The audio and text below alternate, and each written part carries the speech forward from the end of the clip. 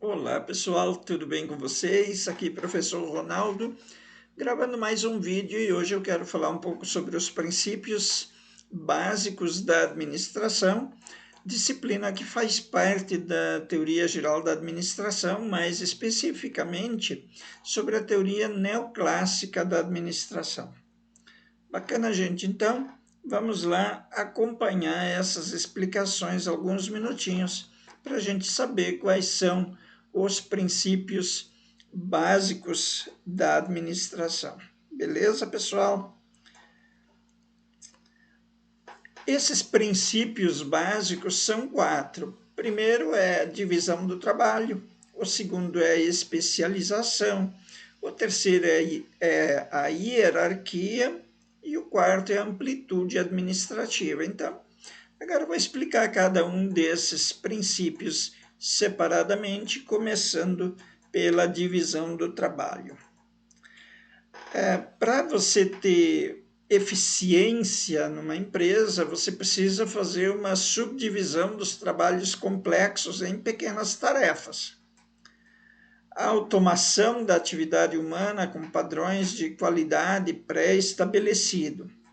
Então, você tem um cargo complexo e ele precisa ser, então, dividido em pequenas partes, em partes menores. Isso faz parte do princípio cartesiano, criado pelo René Descartes, que é essa figurinha simpática que está aparecendo aqui.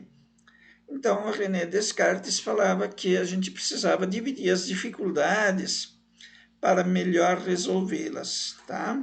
Então, isso é uma das partes do princípio cartesiano, do método cartesiano. Bacana, gente. Então, continuando. Se você perguntar para o teu avô se ele não foi no sapateiro comprar sapatos ou mandar fazer um sapato sob medida, provavelmente o seu avô tenha acompanhado o pai dele numa sapataria para encomendar um sapato. Isso foi na época do artesanato. A produção integral e sem padronização era feita por um artesão. E depois vem a linha de montagem na Revolução Industrial e o trabalho é decomposto em tarefas menores. Então surgem as fábricas. E essas fábricas exigem também uma especialização. Beleza, gente? Fatores de aceitação da divisão do trabalho. Por que a divisão do trabalho é bem aceita? Ela é bem aceita porque ela permite uma simplificação, uma padronização das atividades dos operários e, posteriormente, dos níveis mais elevados.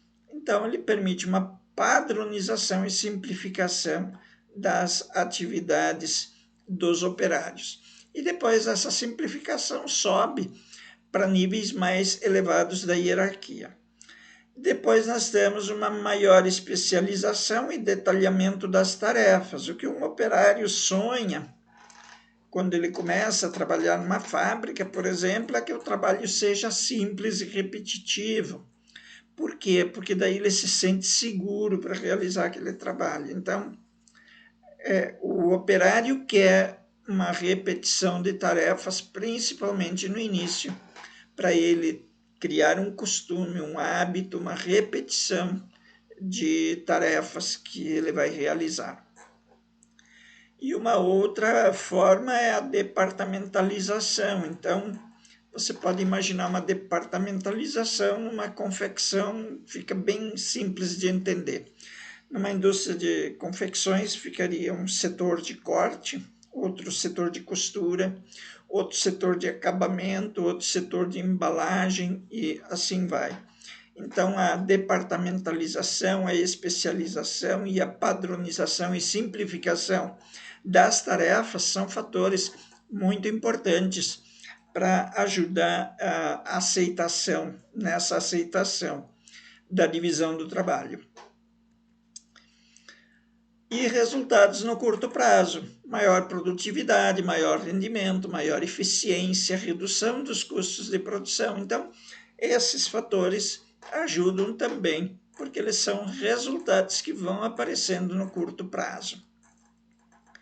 E com a divisão do trabalho também, pessoal, a organização passa a ser dividida em 3 níveis organizacionais: o nível institucional, o nível estratégico, o nível intermediário, que são os gerentes, ou o nível tático, também pode ser chamado de tático, e o nível operacional, onde estão os supervisores. Então, só para lembrar bem isso, o nível institucional é o estratégico, o nível intermediário também chamado de tático, e o nível operacional, que fica na base dessa pirâmide organizacional. Beleza, gente? Hierarquia. É isso que vocês estão vendo, essa figurinha aqui, acima da imagem que vocês estão vendo aqui, ela é uma figura que representa uma hierarquia. Então, é uma diversificação funcional, desdobramento da função de comando e um princípio escalar com uma autoridade. Essa autoridade é alocada em posições e aceita pelos subordinados. E ela é verticalizada. Verticalizada significa de cima para baixo. Então, a autoridade, a linha de autoridade vai de cima para baixo e a linha de comunicação vai de baixo para cima. E a responsabilidade, o dever e a autoridade são... o dever existe e ele precisa ser cumprido pelas pessoas, e a autoridade tem que ser proporcional à autoridade que a pessoa... a autoridade tem que ser proporcional à responsabilidade que a pessoa tem. Então, um nível de autoridade é igual a um nível de responsabilidade. Bacana, gente? Então, existe uma responsabilidade e uma autoridade. Então, a responsabilidade e a autoridade. A autoridade vem de cima para baixo e a responsabilidade de baixo para cima. O que significa isso? Isso significa que dentro do processo de delegação, transferir a autoridade para níveis inferiores. Então, você vai pegar o teu poder que você tem e levar esse poder a teus subordinados. Isso significa delegação, transferir o poder do líder para seus liderados. E daí você pode pensar o seguinte: além da responsabilidade, da autoridade, eu posso delegar a responsabilidade também? Alguns autores entendem que sim. Eu já não penso dessa forma. Eu penso que a responsabilidade não é delegada. A autoridade é delegada, mas a responsabilidade não. Então, se uma autoridade fala para um subordinado fazer alguma coisa, essa coisa que foi mandada fazer é uma delegação de autoridade, só que a pessoa que delega essa autoridade continua sendo responsável por aquilo que é feito, e por isso eu não acredito nessa transferência de responsabilidade.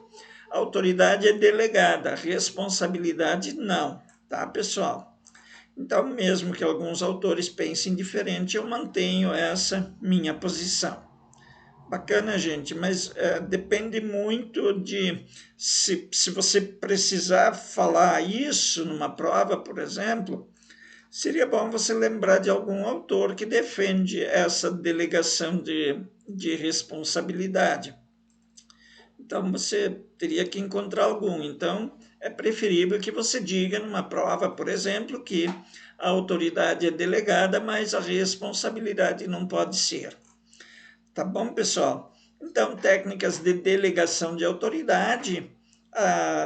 Você pode delegar uma tarefa inteira, uma parte da tarefa, você pode delegar para uma determinada pessoa.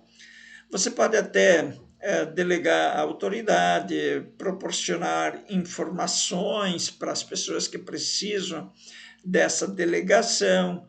manter retroação. O que significa essa retroação? Manter o feedback.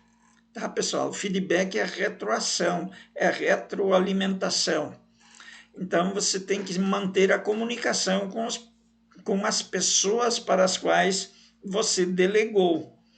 E daí, você também tem que auxiliar essas pessoas para quem você delegou e recompensar essas pessoas pelo desempenho que elas tiveram. Tá bom, gente? Isso são aspectos extremamente importantes. E daí nós temos a questão da amplitude administrativa. Então, amplitude administrativa significa o quê, pessoal? O número de subordinados que um administrador pode supervisionar ou pode liderar, vamos dizer assim. Então, se tem uma amplitude pequena, como na figura aqui, então nós temos um líder com 2 subordinados, e daí cada um desses 2 aqui também tem 2, e por aí vai. Então, isso é uma amplitude pequena. E vocês podem ver que tem vários níveis hierárquicos. Tem aqui 1, 2, 3, 4 níveis hierárquicos aqui. Aqui, ó. 1, 2, 3, 4.